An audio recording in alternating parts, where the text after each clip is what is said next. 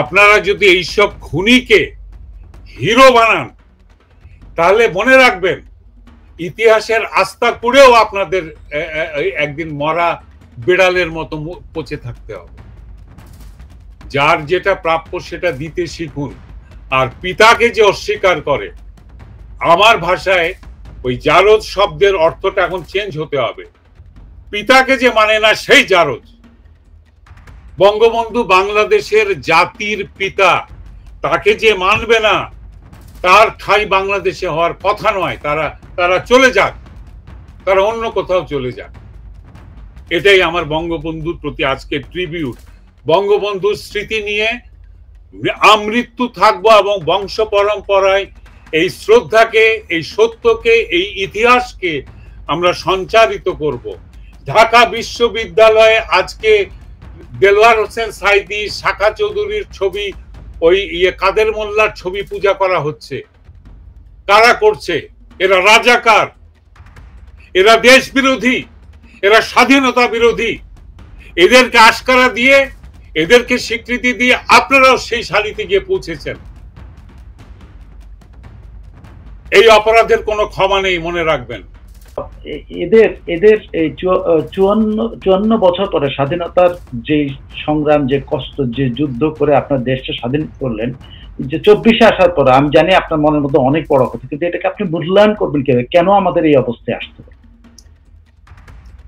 আপনি যদি একটু সংক্ষেপে। এক কথায় তো সাইফুল আমিন ভাই বলা যাবে না। এখন কথা হচ্ছে যে এই প্রজন্ম যারা আমি কে তুমি কে রাজাকার স্লোগান যাদেরকে শেখানো হয়েছে, I don't think they invented, তারা তাদের মুখে তুলে দেয়া হয়েছে। এবং তারা যে বলে যাচ্ছে, তারা যে আজকে মুক্তিযুদ্ধকে, 71-কে অস্বীকার করছে, এগুলো কিন্তু তাদের উপরে, তাদের মগজে আরোপ করা হয়েছে। মাদ্রাসা থেকে যেগুলো ছাত্র বেরোয় বা মাদ্রাসা ভাবাপন্ন যেসব ছাত্র, এদেরকে প্রথমেই শেখানো হয় যে পাকিস্তান নামক একটি পবিত্র রাষ্ট্রকে দুই ভাগে ভেঙে দিয়েছে ভারতীয় ষড়যন্ত্র। এটা একটা বেসিক কথা, আজকে নয়। আমি গত 45 বছরে 45 বার দেশে গিয়েছি। বেশিরভাগ সময় বইমেলা যখন হয় আমি দেখেছি সেই বইমেলাতে প্রতিটা ইসলামিক স্টল, প্রকাশনা, ধর্মীয় প্রকাশনা যেগুলো, এগুলোর মধ্যে ইতিহাসের বইও আছে, তাদের লিখিত চটি বই, দামি বই, ভালো কাগজে অ্যাসিড ফ্রি পেপারে ছাপা, শোভন বাধাই, গ্লসি পেপার কভার। আমি প্রথম 2-3 পাতা উল্টে পড়েছি। আমার বই কেনার ইচ্ছা ছিল না, কিন্তু আমি উল্টে দেখেছি যে কি লিখেছে। 2য় অথবা 3য় পৃষ্ঠা থেকে শুরু হয়ে গেছে এটা ষড়যন্ত্র ছিল ইসলামের বিরুদ্ধে হিন্দুদের, আমাদের স্বাধীনতা সংগ্রাম। তো এই ন্যারেশন ওদের মাথার মধ্যে কারা ঢুকিয়েছে? ওদের পরাজিত বাবা মায়েরা যারা রাজাকার ছিল, আর এই মাদ্রাসা শিক্ষার বিস্তার যারা করেছে, মোস্ট মানে আনপ্রোডাক্টিভ এডুকেশন, যে এডুকেশন পরে প্র্যাকটিক্যালি কোনো কিছু করার উপায় নেই, একমাত্র মসজিদের ইমামতি আর ছাড়া, এটা কোনো টেকনিক্যাল আমরা কিছুই শেখানি তাদেরকে। তাদের মন মানসিকতাকে চঙ্গার ভিতরে ভরে দেওয়া হয় এবং তাদের মগজের মধ্যে এগুলো ঢোকানো হয়েছে বলে আজকে তারা মনে করে যে মুক্তিযুদ্ধ ছিল ইসলাম বিরোধী। মুক্তিযুদ্ধ ইসলাম বিরোধী ছিল না। আমাদের যে ট্রেনিং সেন্টার, সেই ট্রেনিং সেন্টারে যখন পাসিং আউট হয় তখন 350 মুক্তিযোদ্ধা আমরা একসঙ্গে ট্রেনিং নিচ্ছিলাম বাগাফা ট্রেনিং সেন্টারে।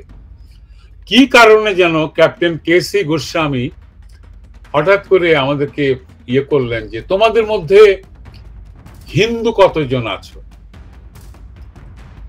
5 জন দাঁড়িয়েছে হিন্দু মুক্তিযোদ্ধা 350-র মধ্যে। খ্রিস্টান কতজন আছো? 1 জনও নাই। বৌদ্ধ কতজন আছো? 2 জন দাঁড়িয়েছে, বাদ বাকি সবাই আর বলার অপেক্ষা রাখে না মুসলিম। হ্যাঁ, তো এই জিনিসটা উনি তখন দেখেছিলেন, কিন্তু তখন কিন্তু আমাদের কাছে এই হিন্দু, বৌদ্ধ, খ্রিস্টান এসব আমাদের হয়নি, আমাদের কোনো ফ্যাক্টর কল নেই। কারণ আমরা তো বাঙালি হিসেবে পাকিস্তানি সাম্রাজ্যবাদের বিরুদ্ধে, অপশাসনের বিরুদ্ধে আমরা মুক্তিযুদ্ধের লড়াই করছি। সেখানে ধর্ম কোনো ফ্যাক্টর নয়। হ্যাঁ, খ্রিস্টানরা যে যোগ দেননি একদম তা আমি বলবো না, কিন্তু মনে করেন যে যারা শরণার্থী হয়েছিল, 1 কোটি মানুষের উপরে শরণার্থী, এদের বেশিরভাগ হিন্দু ছিলেন বলাই বাহুল্য। তো পুরো পরিবার চলে গিয়েছে। তো ওই পুরো পরিবারকে দেখার জন্য যে কর্মক্ষম যে ছেলেটা, সে মুক্তিযুদ্ধে যেতে পারছে না, কারণ তার পুরো পরিবার এখানে। সে চলে গেলে এদেরকে দেখবে কে?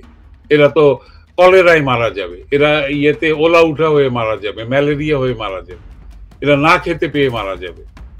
তারা যেতে পারে, তার অর্থ এই নয় যে তারা মুক্তিযুদ্ধের সমর্থক ছিল না।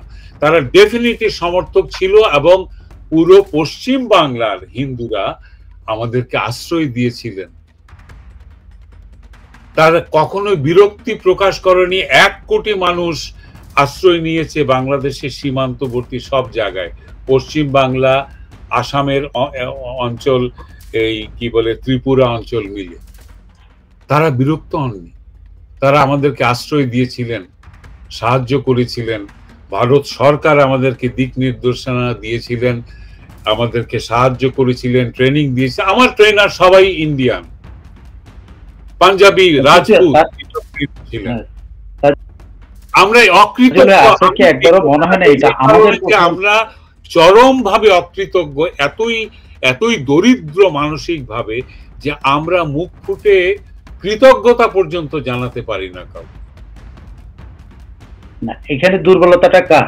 এখানে দুর্বলতাটা তো যারা রাষ্ট্র পরিচালনা করেছে, এই করুক, বঙ্গবন্ধু শেখ মুজিবুর রহমান থেকে শুরু করে দোষ চাপিয়ে দেওয়া যায় খুব সহজেই। সরকার কেন করলো না, আপনি কেন করলেন না? আপনি একজন সাধারণ মানুষ, কবে কৃতজ্ঞতা প্রকাশ করেছেন? না, আমি যদি আপনাকে একটু বলি, আপনি যদি ধর ব্যাপার না, এটা আমার বিশ্বাসের ব্যাপার আমি বলছি, সেটা হলো আপনার যে বঙ্গবন্ধুর ক্ষমার রাজনীতি, এবং এই যে 54 বছরের কথা, বঙ্গবন্ধুর ক্ষমার রাজনীতি দিয়ে শুরু। বঙ্গবন্ধু নিজে তার প্রাণ দিয়ে নিজেকে সেই ক্ষমার রাজনীতি যে ভুল ছিল সেটা প্রমাণ করতে হয়েছে ওনার রক্ত দিয়ে, ওনার পরিবারের রক্ত দিয়ে, সবাইকে দিয়ে। একই সঙ্গে আপনি দেখেন শেখ হাসিনা, উনি কওমি মাদ্রাসা, উনি সারা বাংলাদেশে মসজিদের সমাহার ঘটনা, মডেল মসজিদ, যে মডেল মসজিদ থেকে ওনাকে মাইক দিয়া ঘোষণা দেওয়া, এইসব তাণ্ডবগুলো, মবগুলো চালানো হয়েছে, ওই সবগুলোতে ওইখানে ধরেন যে আমি আমার অনুভূতিটা বলে তারপর আপনি বলতে পারেন, সেটা হলো 2 জন লোক যদি ওখানে চাকরি পেয়ে থাকে, সেই 2 জন লোক কে চাকরি পেয়েছে? আপনি কোনো প্রাথমিক বা বাংলাদেশের যে সাধারণ এডুকেশনের কেউ চাকরি পেয়েছে? কেউ পায়নি। আপনি কওমি মাদ্রাসা থেকে আপনি কওমি মাদ্রাসার সার্টিফিকেটকে আপনি একেবারে বানায় দিলেন, রেগুলারাইজ করে দিলেন, তারা সব জায়গায় চলে যেতে পারছে, এবং তারা আপনি এমন কোনো জায়গা নাই তারা চাকরি নিতে পারে নাই। আরবিতে আপনি এমন কোনো প্লাটুন না যে প্লাটুনের ইমামটা কওমি মাদ্রাসার না, ঠিক আছে? এবং যে এডুকেশনাল যে সিস্টেম আছে, যে ঢাকা ইউনিভার্সিটি যে শিবিরের দখলে যাচ্ছে, কেন দখলে যাচ্ছে? শেখ হাসিনা এই আলিয়া মাদ্রাসায় 200 নম্বরের ইংরেজি চালু করে দিয়ে, যে ইংরেজি পরীক্ষার জন্য তাদের কোনো নাম্বারের অ্যাটেন্ড করলে তাদেরকে নাম্বার দিয়ে পাস করে দিত, যাতে তারা ঢাকা ইউনিভার্সিটিতে ঢুকতে পারে, চিটাগং ইউনিভার্সিটি, সব ইউনিভার্সিটিগুলো ঢুকতে পারে। এই যে ফ্যাসিলিটেট করা, একদিকে ক্ষমার রাজনীতি, আরেকদিকে মানে আমি সবাইকে আমার কোলের মধ্যে নেবো। আমি জানি এটা উদারতা, কিন্তু সেটা আপনার মনে হয় না যে এই বঙ্গবন্ধু যে ভুল করে বঙ্গবন্ধু তার জীবন দিয়ে এই জাতিকে বঞ্চিত করছেন? আমি মনে করি বঙ্গবন্ধু তার জীবন যে শুধু নিজে যান নাই, পুরো জাতিটাকে বঞ্চিত করছেন। শেখ হাসিনা এগো করে আপনার মনে হয় না এটা? না, শোনেন, আপনি যে প্রথমেই বললেন যে বঙ্গবন্ধু ক্ষমা করেছিলেন বলে তাকে প্রাণ দিয়ে, তার পরিবার সহ প্রাণ দিয়ে সেই ভুলের প্রায়শ্চিত্ত করতে হয়েছে, এই তো? এটাই তো আপনার কথা ছিল। বঙ্গবন্ধুকে কে মেরেছে?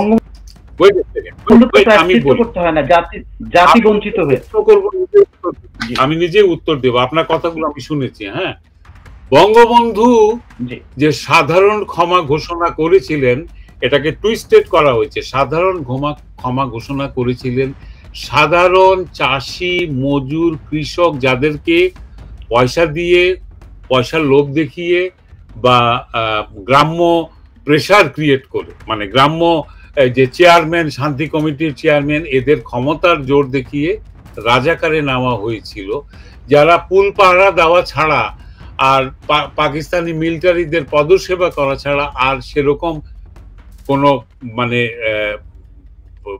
যেটাকে জুডিশিয়াল বা ফেডারেল ক্রাইম যেটাকে বলা যায় সেরকম কিছু করেনি। এরকম সাধারণ রাজাকারদের তিনি ক্ষমা করেছিলেন। কিন্তু যুদ্ধাপরাধী যারা যুদ্ধের ভেতরে অপরাধ করেছে, গণ অপরাধ, জনগণের বাড়িঘর পুড়িয়েছে, ধর্ষণ করিয়েছে, মেয়েদেরকে ধরে নিয়ে গেছে, লুট করেছে, পাকিস্তানি মিলিটারিদেরকে সব ধরনের মদত দিয়েছে, তাদেরকে তিনি ক্ষমা করেননি। তো বঙ্গবন্ধুকে কিন্তু ওই সাধারণ রাজাকাররা সে মারেনি, মেরেছে বাংলাদেশের মিলিটারিরা, এবং যারা মেরেছে তাদের মধ্যে অনেকে মুক্তিযুদ্ধেও ছিল। এবার কোথায় মুখ লুকাবেন? হ্যাঁ, আমার কথা হচ্ছে যে বঙ্গবন্ধুকে হত্যা করাটা এটা তাৎক্ষণিক কোনো ইম্পালসের ব্যাপার ছিল না। হ্যাঁ, এখন তাকে বাকশাল বাকশাল বলে গালিগালাজ করছে, তিনি বাকশাল করেছেন, তিনি বাকশাল। জিজ্ঞেস করলাম একজনকে, ভাই বাকশাল কি? হ্যাঁ, বাকশালটা জানে না, বলতে পারলো না। ওই যে নকশাল শুনেছে, নকশালরা হচ্ছে বামপন্থী সাধারণ যাকে তাকে মেরে ফেলে, গুলি করে। ওই নকশালের সাথে বাকশাল সাউন্ডস অ্যালাইক। হারামজাদা, নবাবজাদা, এটা শুনতে একরকম লাগে, কিন্তু একটা গালি আর একটা হচ্ছে কি প্রশংসা। বাকশাল কি ওরা জানেই না? আজকে ডক্টর ইউনূস যেটা করছেন সেটা বাকশাল। যেটা করার চেষ্টা করছেন ডক্টর ইউনূস, সব তথাকথিত সব রাজনৈতিক দলকে একসঙ্গে নিয়ে একটা যৌথবদ্ধ সরকার করা, হ্যাঁ, যৌথ দলীয় সরকার। This is what goddamn Baksal, this is Baksal. যুদ্ধ বিধ্বস্ত দেশে বঙ্গবন্ধু অনুমান করেছিলেন যে সবাইকে না নিয়ে এই দেশটাকে এগিয়ে নিতে পারবো না, কেউ সাহায্য করছে না। একটা মুসলমান দেশ বাংলাদেশের পক্ষে আসে নাই। There is nothing called Muslim Brotherhood. Shame on you, Muslim Brotherhood. একজন কেউ আসে নাই, এক গোনা চাল গম কেউ সাহায্য দেয়নি বাংলাদেশের ক্ষুধার্ত মানুষদেরকে। পাকিস্তানের সমর্থন করেছে তারা, বাংলাদেশকে স্বীকৃতি পর্যন্ত দেয়নি।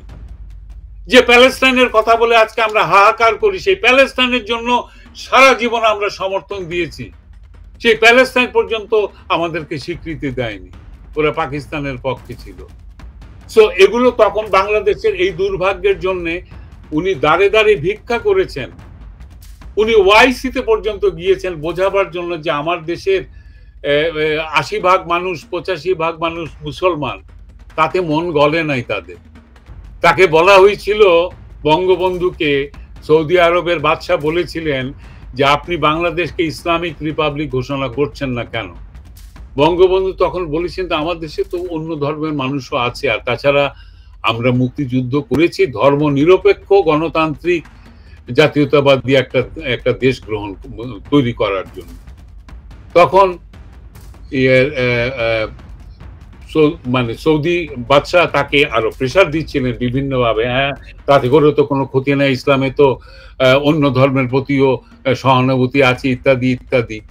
তখন বঙ্গবন্ধু তাকে বলেছিলেন, আপনার 100% মুসলমানের দেশ, আপনি তো তাকে ইসলামিক রিপাবলিক করেননি, আপনি কিংডম অফ সৌদি আরবিয়া করেছেন। দ্যাটস ইট, সঙ্গে সঙ্গে আলোচনা শেষ। সেই সৌদি আরব কবে বাংলাদেশকে স্বীকৃতি দিয়েছে জানেন? কবে? 16ই আগস্ট হত্যাকাণ্ডের পর দিন স্বীকৃতি দিয়েছে। কাজে বঙ্গবন্ধুর হত্যাকাণ্ডকে আপনি নিছক ওই কিছু রাজাকার আলবদরা পাকিস্তানি মিলিটারিটি হুট করে এসে মেরে দিয়েছে না।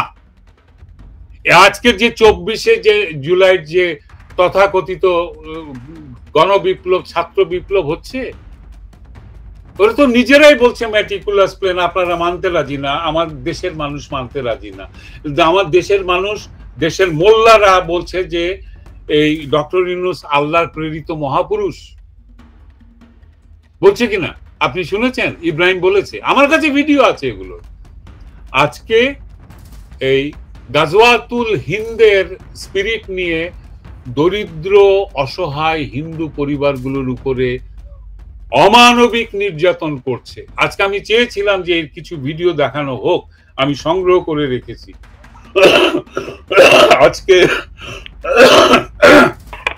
আমাদের শিল্পী, সাহিত্যিক, সঙ্গীতজ্ঞ, লেখক, বুদ্ধিজীবী সবাইকে জেলখানায় ভরা হচ্ছে, ঠিক পাকিস্তানের যেভাবে করেছিল। আমাদের যেভাবে বুদ্ধিজীবী হত্যা করেছিল সেইভাবে এখন সব বুদ্ধিজীবীদের উঠিয়ে নিয়ে জেলখানায় ভরা হয়েছে। শিল্পী কামাল পাশা সাধারণ একজন শিল্পী, একজন অ্যাক্টিভিস্ট, স্বাধীনতা ভালোবাসেন, বঙ্গবন্ধুকে সম্মান করেন, আওয়ামী লীগের সমর্থক ছিলেন অথবা আওয়ামী লীগের রাজনীতিও হয়তো করতেন। তাকে একজন শিল্পী, আর কিছু না, তার কোনো টাকা পয়সা চুরিধারি কোনো রকম অভিযোগ নেই, কোনো গুপ্ত হত্যার কোনো কিছু অভিযোগ নেই, তাকে নিয়ে জেলে ঢুকিয়ে রেখেছে। আজকে এটার প্রতিবাদে দাঁড়াবো এখানে, আমার সহশিল্পী কেউ কেউ ভয় পাচ্ছেন আমাদের ছবি যদি দেখে, আমাদের পরিবার তো বাংলাদেশে আছে, তাদের উপরে যদি অত্যাচার হয় তাহলে কি হচ্ছে? সাইফুল আমিন ভাই আমাকে বলেন। আজকে আমি এখানে স্পষ্ট ভাষায় কথা বলতে, বাংলাদেশে আমার পরিবারের উপরে লিঞ্চিং হবে, আপনার কথা দেখে এই অধপতনটা কেন, কারণ হলো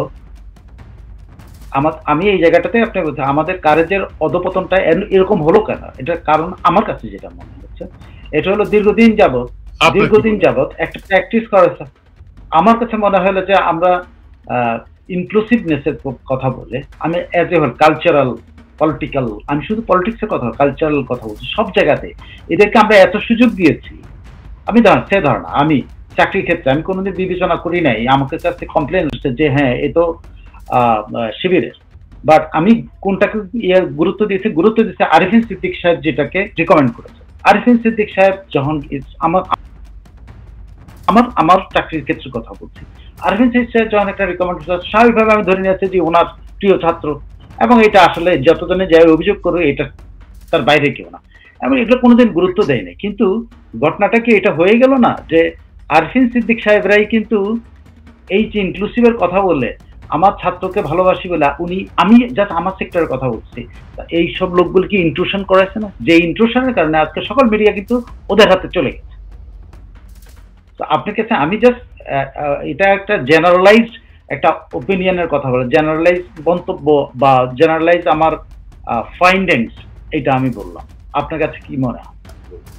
হ্যাঁ, না যে সেটা যে যা বলছেন, সরি আমি একটু ডিস্ট্রাক্ট হয়েছিলাম। তো আচ্ছা আমি বলি যে আমরা ইনক্লুসিভনেসের কারণে, ইনক্লুসিভের ইয়ার কারণে সবাইকে নিয়ে আমরা থাকার যে মানসিকতা আমাদের মধ্যে 54 বছর ধরে আমরা ধারণ করতেছি, যেটা আমরা পারবো, এবং আমরা খেয়াল করি না যে আমার হাত দিয়েই এটা তৈরি হচ্ছে, মনস্টার তৈরি হচ্ছে, এবং মনস্টার তৈরিতে সহায়তা করতেছেন কি আমারই আরেক কলিগ যিনি মুক্তিযুদ্ধের পক্ষে, যিনি কোনো বিবেচনা, উনিও ইনক্লুসিভের কথা বলে, ছাত্রের কথা বলে উনি চাকরি দিচ্ছেন, ও যে রিকোয়েস্ট করতেছেন। আমি এমন বলতে পারবেন যে মুক্তিযোদ্ধা এমপি রিকমেন্ড করেছে একজন তার এলাকারই জানাশোনা রাজাকারের ছেলেকে চাকরি দেওয়ার জন্য। This is what happened. এটা আমি বলি যে এটা উদারতা, এটাকে কিন্তু আমি ক্রাইম হিসেবে দেখছি না, এটা উদারতা। আজকে সেই বঙ্গবন্ধুর উদারতার ধারাবাহিকতা এসে করে তুলে নিয়েছিলেন শেখ হাসিনা, আজকে তার এই মনস্টারটা শেখ হাসিনা না, পুরো বাংলাদেশকে ধ্বংস করে। আচ্ছা সাইফুল আমিন ভাই, আপনার কথা আমি এগ্রি করছি, হ্যাঁ, যে অন্য রাজনৈতিক দলের বিশ্বাসী বলেই বা তার বাবা রাজাকার ছিল বা জামাত করে বলে তাকে চাকরি দেওয়া যাবে না, এটা কিন্তু ঠিক নয়। এটা আপনি যেটা বললেন আমি একমত আপনার সঙ্গে, উনি রিকমেন্ডেশন দিয়েছে এবং সেই রিকমেন্ডেশনে চাকরি হয়েছে। হ্যাঁ, এখন আমার কথা হচ্ছে যে এটা কি তার অপরাধ ছিল? এই রিকমেন্ডেশন দেওয়ার কারণে তাকে উচ্ছেদ করা উচিত? হ্যাঁ, তাও কে করছে? যাকে চাকরি দিয়েছেন সেই এখন সে মুন্ডুচ্ছেদ করছে, এটা তো আমার কথা হচ্ছে যে মসজিদ বানিয়ে দিয়ে থাকেন শেখ হাসিনা, উনি তো আশা করতে পারেন যে মসজিদ থেকে 520টা মসজিদ থেকে 520 জন ভালো মানুষ বার হবে। তো মসজিদের ভেতরে গিয়ে নামাজ পড়ে কপালে দাগ ফেলে দিয়ে তারপরে মসজিদের ভিতরে কুবিয়ে মারছে ইমামকে। আপনি দেখেছেন ছবি? খুতবাতে সে ন্যায় অন্যায়ের কথা বলেছিল, সুদের বিরুদ্ধে কথা বলেছিল বলে তাকে কুবিয়ে মেরেছে। তো মসজিদের পবিত্রতা তো তাদের কাছে নেই। মসজিদকে যে পবিত্র করবে সে তো মানুষ করবে, আজকে মসজিদগুলো বন্ধ করে যদি কম্পিউটার স্কুল করে দেন, আমার মনে হয় যে 520টা থেকে 5000 মানুষ বেরিয়ে আসবে, তারা কম্পিউটার স্কিল, যারা জনশক্তি হিসাবে যাদেরকে বিদেশে রপ্তানি করা যেতে পারে। আপনি কি মনে করেন সৌদি আরবে বাংলাদেশের এই ভুল আরবি বলা, আরবি না বোঝা একটা পাখি পড়া ইয়াকে ইমাম হিসাবে এমপ্লয় করবে? কোনোদিনও করবে? আপনি কি মনে করেন আমার কথা বাংলাদেশের মোল্লাদেরকে ওরা ইমাম বানাবে, মুয়াজ্জিন বানাবে? মোটেও না, মোটেও করবে না ওরা। তাহলে এরা এখান থেকে পাশ করে করবেটা কি? ওই কোরবানির গরুর চামড়া বিক্রি করে ওই সদকা দিয়ে সংসার চলবে? ওটারও তো বেশিরভাগ টাকা মেরে দেয় যারা এতিমখানা চালায় আর যারা মাদ্রাসার পরিচালনা কমিটি। ভিক্ষাবৃত্তি শেখানো হচ্ছে এদেরকে, কোটি কোটি মানুষকে। এই মসজিদ না বানিয়ে সেখানে স্কুল বানাও। অথবা আমি ভেবেছিলাম যে শেখ হাসিনা অন্তত পক্ষে মাদ্রাসাকে যখন স্বীকৃতি দিয়েছেন সরকারিভাবে, এদের এডুকেশনাল কারিকুলাম উনি বদলে দেবেন যাতে এরা জীবনে কিছু করে খেতে পারে। দেখেন, আমার পেশা কিন্তু এডুকেশনাল কারিকুলাম ডিজাইন করা, মন্টিসরি সিস্টেমের। বিশ্বের one of the best system হচ্ছে মন্টিসরি। পৃথিবীর সব দেশে আছে, বাংলাদেশে বোধহয় নাই, থাকলেও খুব কম। এই যে কারিকুলাম, সেখানে সে ধর্ম শিখুক, ধর্মের ইতিহাস শিখুক, কিন্তু তাকে বিজ্ঞানও শিখতে হবে, তাকে ওই কম্পিউটার কোডিং শিখতে হবে, তাকে সফটওয়্যার কোডিং জানতে হবে। তাহলে সে বাংলাদেশে বসে সে আউটসোর্সিং করে বিদেশের ইঞ্জিনিয়ারিং ফার্মগুলোর কাজ করে দিয়ে বিপুল অর্থ উপার্জন করে সম্মানজনক একটা জীবন যাপন করতে পারবে। কিন্তু বাংলাদেশের এডুকেশন সিস্টেমটাকে নষ্ট করেছে কারা? শুধু কি শেখ হাসিনা করেছেন? শুধু কি মানে কেন এই জিনিসটা করা হলো? কেন বেশি ক্ষমতায় ছিলেন? না, হেফাজতে ইসলামের সুপারিশে এডুকেশন কারিকুলাম চেঞ্জ করে দেওয়া হয়। হিন্দু কবিদের লেখা সাহিত্যগুলো হিন্দু বলে এগুলাকে বই থেকে বিবর্জিত করা হয়। এটা কি সুশিক্ষা? হিন্দু শিক্ষকদের তো দেখলাম প্রথম ধাক্কাতেই অপমান করে জুতার মালা পরিয়ে মাথায় জুতার বাড়ি দিয়ে স্কুল থেকে। ইমাম ভাই, আমি আপনার সামনে তুলে ধরার চেষ্টা করেছি, কারণ আমাদের সবকিছুর মধ্যেই একটা উদারতা এবং একটা সবসময় আমরা শুনতে পাচ্ছেন? এখন আমরা শেষ করব, আমরা শেষ পর্যায়ে আছি। তো আমি একটা জিনিস দিয়ে আমরা শেষ আপনার মতামতটা নিতে চাই। সেটা হলো আমার এই যে ধরেন এই যে গণহত্যা হলো আমাদের 30 লাখ শহীদ হলো আমাদের গণহত্যার শিকার হয়েছে শেখ মুজিবের 71 সনে। আজকে 700-800 জনের কথা বলা হয় যে 24শে মার্চে। আপনি খেয়াল করে দেখেন ন্যারেটিভটা কিভাবে চেঞ্জ করা হচ্ছে। সেই গণহত্যাকে রিপ্লেস করা হচ্ছে কি দিয়ে? এখনকার গণহত্যা দিয়ে। মানে 71-এর গণহত্যা কিন্তু বাতিল করে দিয়ে 47-এ চলে যাচ্ছে। 2 নম্বর হলো আপনি দেখেন আরেকবারে, সেটা হলো যে ইয়ের কথাটা যদি আপনি বলেন যে 71-কে বাদ দিয়ে, মানে কথা বলবো না, 47-কে নিয়ে যাচ্ছে তাদের স্বাধীনতা দিতে। এই যে নতুন বয়ানটা তৈরি করার যে পরিবেশ পরিস্থিতিটা তৈরি হলো, এবং আপনি ম্যাটিকুলাস ডিজাইন টাকা দিল, সবকিছু করলো, সুযোগটা নিল। এই সুযোগটা দেওয়ার ক্ষেত্রে কি কোনোই শুধুমাত্র যে ওরাই করছে, কিন্তু আমাদের কি পাল্টা কোনো যে এই দেশের মুক্তিযুদ্ধ বিরোধী শক্তিগুলা বিদ্যমান, তাদেরকে নির্মূল করা হয় নাই, তাদেরকে সমাজের ভিতরে অ্যামালগামেট করার চেষ্টা করা হয়েছে, কিন্তু তারা সেভাবে অ্যামালগামেট হয় নাই। এই জন্য এটা কি একটা রাষ্ট্র হিসেবে রাষ্ট্রের কি এই চেষ্টাটা ছিল? একটা army, just think about it, বলে ডিসিপ্লিন আর্মি। সে আর্মি প্রধান কথা বলার সময় 5ই আগস্ট প্রথম বলছে কার নাম বলছে? জামাতে ইসলামের আমিরের নাম বলছে। কারণ কি? তার মাথার মধ্যে ঢুকে, হ্যাঁ, তার মাথার মধ্যে ঢুকে আছে আমির সাহেব হলো পবিত্র, তাই তো?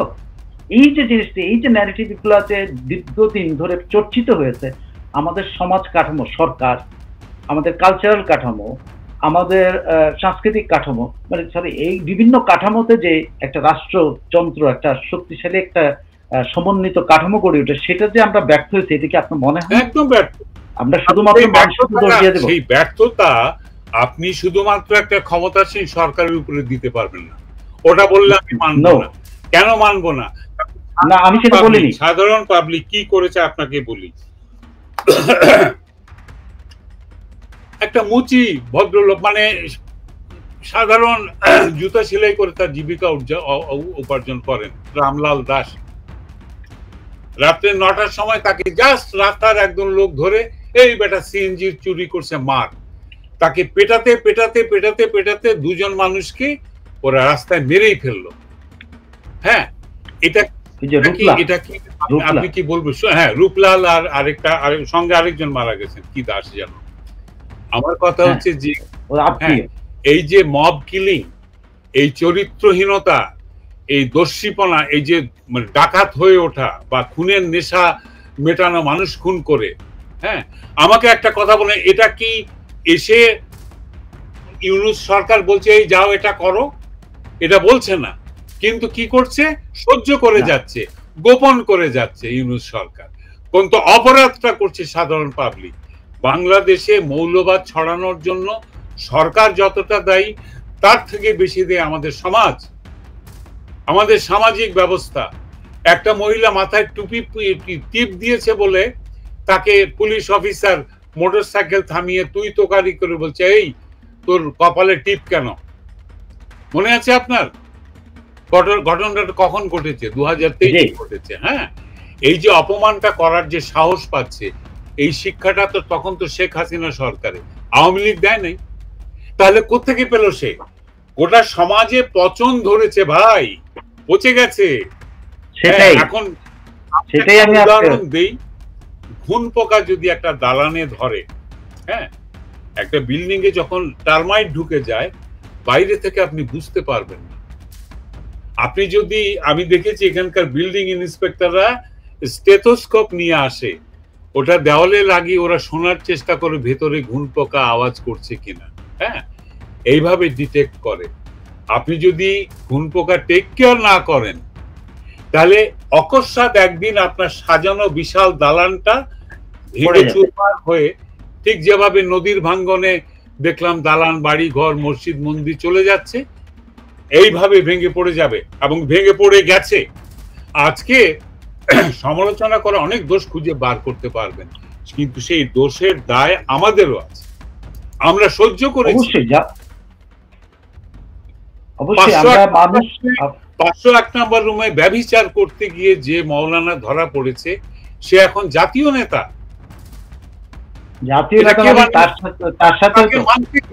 মানছে কি? সাধারণ পাবলিক মানছে। সাধারণ পাবলিক চরিত্রহীন। আমাদের তাকে লাইমলাইটে আনছে কে? তাকে লাইমলাইটে সেনাপ্রধানই আনছে। তাকে লাইমলাইটে আনলে এই মানুষ তো ফলো করে। সাধারণ মানুষকে আমরা তাদের কি বলে বোকামির জন্য, তাদের গাধামোর জন্য আপনি দায়ী করতে পারবেন, কিন্তু সাধারণ মানুষকে ভুল বুঝালো যে কারা? এই যে এত বড় শক্তি, হ্যাঁ, সবচেয়ে ডিসিপ্লিন ফোর্সের প্রধান, তিনি ওদের নাম বলেন সবার আগে। এই যে আপনি ইউনূস সাহেব ডানে পাশে নিয়ে বসতে। আমার একটা প্রশ্নের জবাব দেন আপনি। বাংলাদেশে গত 48 বছর ধরে যতগুলো কু হয়েছে, যতগুলো কি বলে রাষ্ট্রীয়ভাবে রাজনৈতিক হত্যাকাণ্ড ঘটেছে, ক্ষমতা বদল ঘটেছে খুনের মাধ্যমে, হত্যার মাধ্যমে, হ্যাঁ, বিডিআর বিদ্রোহের নামে নিজেদের মধ্যে ওরা মারামারি করে মরেছেন, কারা করেছে? সামরিক বাহিনী করেছে। কোনোদিন এরা ক্ষমা চেয়েছে? চায়নি। কি বলেছে? কিছু বিপদগামী দুষ্কৃতকারী এটা করেছে, বলেনি তো?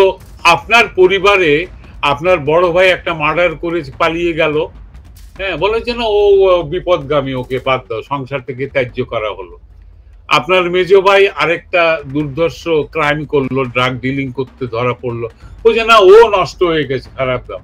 এক সময় তো আপনার পরিবারের উপরে দোষ আসবে, এরা ঠিক মতো মানুষ করতে পারেনি, ছেলে মেয়েকে মানুষ করতে পারেনি, জাতিকে ঠিকমতো দিক নির্দেশনা দিতে পারেনি বাংলাদেশের কোন রাজনৈতিক দল। আজকে মুরাদনগরে ওই আমরা মনে হয় আপনার সাথে এক লাইন মুরাদনগরে যে হিন্দু মহিলা কি রানী ওনার নাম, এই মধ্যবয়সী রমণীকে মেরে বিবস্ত্র করে ভিডিও করে ভাইরাল করে রাস্তা রাস্তায় হাঁটিয়ে নিয়ে গেছে কে? বিএনপির পান্ডা গুন্ডা সাপোর্টার। তো বিএনপির পুরো চরিত্র কি এটা দিয়ে নির্মিত হবে? না, বিএনপির মধ্যে ভালো মানুষ আছেন, তারা ইনফ্লুয়েন্স করতে পারছেন না, কাজে নেতৃত্বকে সবসময় দোষ দেওয়া যাবে না। আমরা সেই রকম, আমি আপনাকে একবারও বলি নাই যে নেতৃত্বকে দোষ দেওয়া হচ্ছে, আমি বলছি যে আমাদের চিন্তার মানে রাষ্ট্রীয় চিন্তার কাঠামো আপনি জাস্ট এইটুকু আমি আপনাকে যদি বলি যে আমাদের দেশে যারা বুদ্ধিজীবী ছিলেন আজকে তারা কোথায়? তার মানে কি ওই কাঠামো আপনি কি করে আজকে মানে বলতে পারেন যে ইসলামী বুদ্ধিজীবীদের একটা উল্লঙ্ঘন ঘটেছে? কেন? কারণ ওই বুদ্ধিজীবী আমাদের যে আমরা যাদেরকে বুদ্ধিজীবী মনে করতাম, যাদের কথা আমরা মান্য করতাম, যাদের কথা তারা কিন্তু দৃশ্যপটে নাই, নিখোঁজ। অভিভাবক যারা ছিল সে অভিভাবকরা নাই, নিখোঁজ হয়ে গেছেন। কেন নিখোঁজ হয়েছেন? কারণ তারা নিচের দিকে ডিসাইপল তৈরি করেন নাই, কিন্তু তারা নিচের দিকে তাবেদার তৈরি করেছে। এখন ওনার তাবেদাররা যখন হারিয়ে গেছেন তখন উনি নিজেই হারাই গেছেন, উনি যত ভালো মানুষই হোক, কারণ উনি কিন্তু তাবেদার শ্রেণী তৈরি করছে। আপনি কবি সাহিত্যিক সব থেকে আপনি যেখানে যাবেন আপনি দেখবেন যে একটা পছন্দের শ্রেণী সবসময় সুযোগ পেয়েছে। এই যে ত্রুটিগুলো আপনার মনে হয় তাজুল ভাই আমরা আরো দেখতে এগুলো নিয়ে আলাপ করতে হবে। আমরা একই প্ল্যাটফর্মে কথা বলছি। হ্যাঁ হ্যাঁ, কিভাবে আমাদের যে ঘুমটা ধরছে, হ্যাঁ 54 বছর পরে আজকে কেন কথাটা বলতে হচ্ছে? আমার বাবা যে ড্রিম দেখেছে, আমি আমার বাবার কথা বলতে পারি, যে ড্রিম দেখেছে, সেই বাবা মারা গেছেন। উনি যদি দেখতেন যে শেখ হাসিনাকে ক্ষমতাচ্যুত, আমার ধারণা বাবা যখন এটা শুনতেন তখন হার্ট অ্যাটাক, এতটাই উনি সবসময় কিন্তু এই কথাগুলো বলতেন। এই যে যখনই 200 মডেল মসজিদ উদ্বোধন করতেছে শেখ হাসিনা, উনি যখন দেখতেন যে এইটা করতেছে, এই খালি এই কৌমি মাদ্রাসা নিয়ে করছে, হেফাজতকে নিয়ে মিটিং করতেছে, সবই আমার বাবা মহা ক্ষুব্ধ হইতেন। কিন্তু আবার at the end of the day Sheikh Hasina ছাড়া ওনার কাছে কোনো ছিল না, মানে বিকল্প নাই ওনার। উনি সেখানে কাউকে চিন্তা করেন। আমি সেটার জন্য নেতৃত্বের কথা বলছি না, পুরো সমস্ত জায়গাতে কিন্তু একটা তাবেদার শ্রেণী তৈরি করা হয়েছিল, যে তাবেদার শ্রেণী অল অফ এ সাডেন কিন্তু পালাই গেছে। এটা ভূমিধসের মতো। আপনি যখন ধরেন সমুদ্র তটের মধ্যে যে বালিয়াড়ির মধ্যে যখন হঠাৎ করে আপনি দেখবেন যে নিচের দিকে ধসে যায়, তখন তো সবারই নিয়ে ডুবে যায়। শেখ হাসিনাকে নিয়ে এখন তার এই তাবেদার বাহিনী ঢুকে, কিন্তু তারপরও আসার কথা থাকতে হবে। আপনি আমি নিশ্চয়ই নিরাশা কিছু নাই। আমরা ভবিষ্যতে আমি একটা বঙ্গবন্ধুর প্রতি একটা শ্রদ্ধা নিবেদন করতে চাই, শ্রদ্ধা নিবেদন করে দুটো লাইন বলতে চাই। বলবো? 15ই আগস্ট সমাগত, আজকে বাংলাদেশে শোক দিবস পালন নিষিদ্ধ করা হয়েছে সরকারিভাবে। তো সরকারিভাবে নিষিদ্ধ করে তো আপনি কারো শ্রদ্ধাকে মুছে দিতে পারবেন না। সরকার বা মিলিটারি কোলে করে নিয়ে গিয়েও কোন রাজনৈতিক দলকে জনপ্রিয় করতে পারবে না। এগুলো সব বাজে কথা। যাকে যে শ্রদ্ধা দেওয়ার কথা মানুষ দেবে। আজকে হয়তো বেরোনেটের ভয়, লাঠিচার্জের ভয় বা সাউন্ড গ্রেনেড, টিয়ার শেলের ভয় হয়তো রাস্তায় লোকজন নামবে না। হ্যাঁ, রাস্তায় হয়তো লোকজন নামবে না, কিন্তু মানুষের মন থেকে সেই শ্রদ্ধা, যারা জানেন না ইতিহাস তাদেরকে বলেছি সেই নৃশংস হত্যাকাণ্ডের ইতিহাস জানুন, যেখানে 10 বছর বয়সের বালককে ব্রাশ ফায়ার করে হত্যা করা হয়েছিল, যেখানে অন্তঃসত্ত্বা নারীকে গ্রেনেড চার্জ করেছিল রুমের ভিতরে ফেলে দিয়ে, দেয়ালে দাঁড় করিয়ে শেখ মনির স্ত্রীকে পেটে বেয়নের চার্জ করেছিল, তিনি তখন অন্তঃসত্ত্বা। আপনারা যদি এইসব খুনিকে হিরো বানান তাহলে মনে রাখবেন ইতিহাসের আস্থা করেও আপনাদের একদিন মরা বিড়ালের মতো পচে থাকতে হবে। যার যেটা প্রাপ্য সেটা দিতে শিখুন। আর পিতাকে যে অস্বীকার করে, আমার ভাষায় ওই জারদ শব্দের অর্থটা এখন চেঞ্জ হতে হবে। পিতাকে যে মানে না সেই জারজ। বঙ্গবন্ধু বাংলাদেশের জাতির পিতা, তাকে যে মানবে না তার ঠাঁই বাংলাদেশে হওয়ার কথা নয়। তারা চলে যাক, তারা অন্য কোথাও চলে যাক। এটাই আমার বঙ্গবন্ধুর প্রতি আজকে ট্রিবিউট। বঙ্গবন্ধুর স্মৃতি নিয়ে আমৃত্যু থাকবো এবং বংশ পরম্পরায় এই শ্রদ্ধাকে, এই সত্যকে, এই ইতিহাসকে আমরা সঞ্চারিত করব। ঢাকা বিশ্ববিদ্যালয়ে আজকে দেলোয়ার হোসেন সাইদি, শাখা চৌধুরীর ছবি, ওই কাদের মোল্লার ছবি পূজা করা হচ্ছে। কারা করছে? এরা রাজাকার, এরা দেশ বিরোধী, এরা স্বাধীনতা বিরোধী। এদেরকে আশকারা দিয়ে, এদেরকে স্বীকৃতি দিয়ে আপনারাও সেই সারিতে গিয়ে পৌঁছেছেন। এই অপরাধের কোনো ক্ষমা নেই, মনে রাখবেন। অবশ্যই আমি আমার বক্তব্য শেষ করি।